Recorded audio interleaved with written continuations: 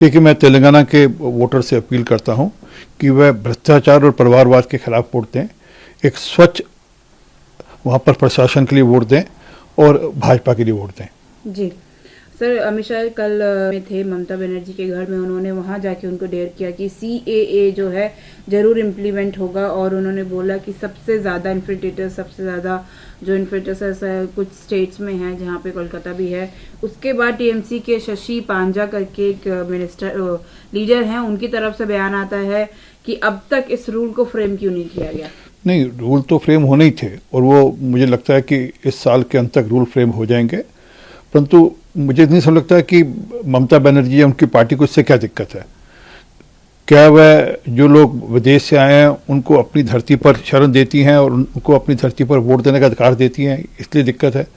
क्या उनको वह वोट बैंक के लिए यूज़ करती हैं, इसलिए दिक्कत है? असल में मूल दिक्कत यहाँ है कि उनकी राजनीति जो विदेशी यहाँ आकर सेटल हो गए हैं उनकी वोट बैंक पर आधारित है। जी सर, नेक्स्ट बात करी गई है। उसके बाद ममता बनर्जी एक लेटर लिखती है अमित शाह को, जिसमें उन्होंने बोला है कि इतनी भी क्या जल्दी है क्रिमिनल लॉ को रिप्लेस करने की, better to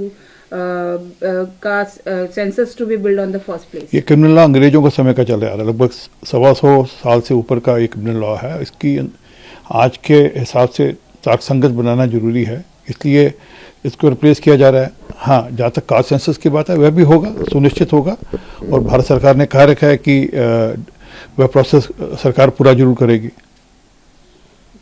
sir, Sonia Gandhi ने अनाउंस, इंडिया ऑस्ट्रेलिया का मैच था, ऑस्ट्रेलिया जीती, उस पर पाकिस्तान जिंदाबाद नारा लगाने का कोई तुक नहीं था।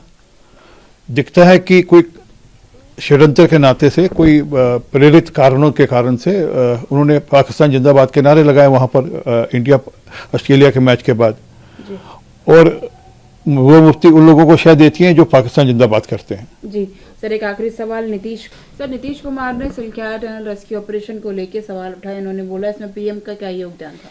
शायद उनकी जानकारी भी नहीं है कि जितना वहाँ पर जो प्रोसेस चला, वहाँ पर जो उन लोगों को बचाने की चेष्टा की गई, वह प्रधानमंत्री कार्यालय के तत्वाधान में हुई।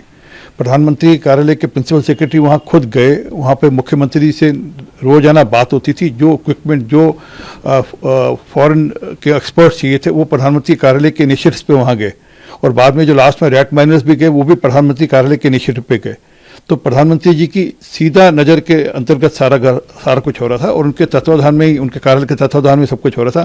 परंतु नीतीश कुमार जी ने एक बार भी क्या बीच में कोशिश की मैं संवाद बनाऊं, क्योंकि जो लोग वहां पर फंस गए थे उनमें ज़्यादातर तो बिहार के लोग थे, पर नीतीश कुमार जी ने एक बार भी कोशिश नहीं की कि मैं उनसे संवाद बनाऊं, या उनसे उनके बारे में कुछ चिंता करूं या चर्चा करूं। और तो और जब वह बाहर आ गए हैं तब भी उन तक पहुंचने की कोई कोशिश नीतीश कुमार ने नहीं की।